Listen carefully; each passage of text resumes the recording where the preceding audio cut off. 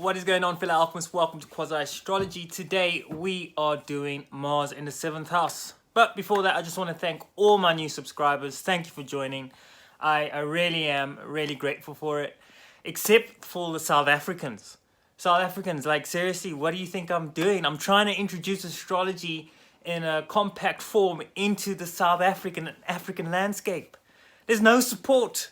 There's no love. I'm getting people from Japan and Taiwan more than I get South Africans. So please, South Africans, show some love. Please. Anyway, let's get straight into this one. It's Mars in the 7th house.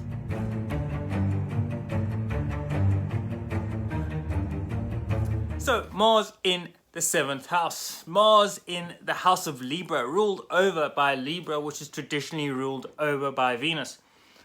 What happens when Mars, which is about our willpower, because it rules over Aries, which rules over the first ray in esoteric astrology, and that's willpower. And Mars's ray in esoteric astrology is the 6th ray, which rules over devotion.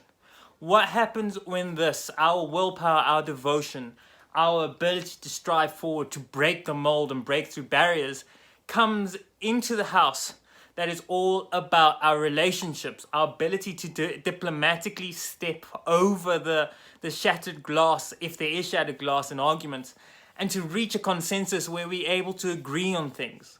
What happens when we have the warrior in the diplomatic sign, the sign of diplomacy, the sign of alliances, the sign of business, the sign of connectivity? Well, it's not a good thing.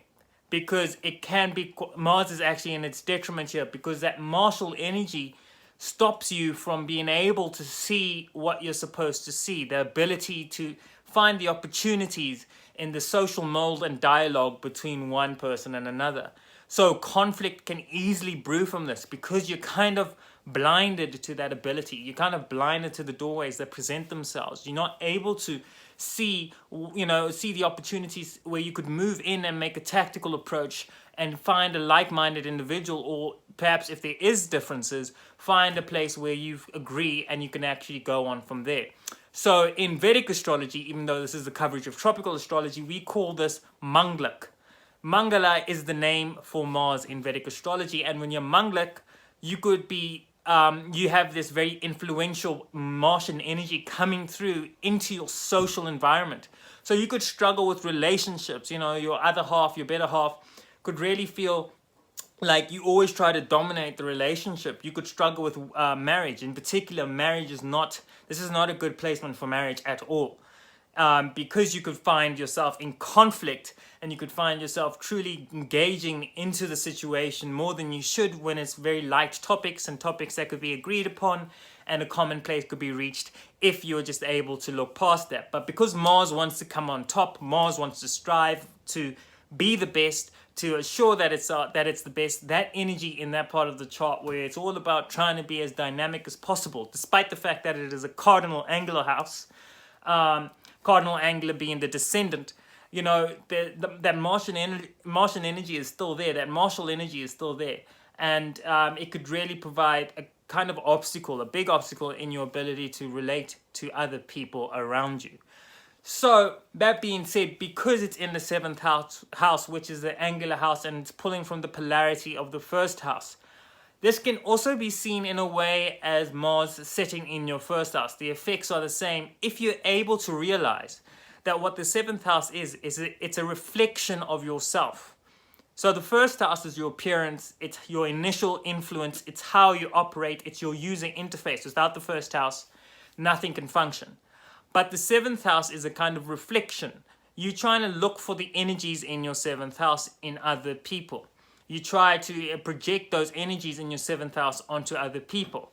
But because they're staring at each other, the 1st house and the 7th house, and they're pulling from the same polarity of the angular cardinal cross, the whole lesson here is to learn that energy that you're trying to project onto others, you're trying to force that martial energy onto others, is very much a part of who you are. And that if you gave that energy to yourself, then you would put effort into being more of the diplomat, being the best diplomat you can be, being the most maybe not agreeable, but being somebody who could find the platitudes that are able to generate a positive outcome in conversation rather than a negative conflict that could brew from having Mars in the 7th house. So with the 7th house, it's all about realizing that the influences in the 7th house, whilst you do project them on other people and you do look for other people to exhibit that energy, and you might have a lot of issues dealing with that energy, especially if it's with debilitated planets in that position of the 7th house.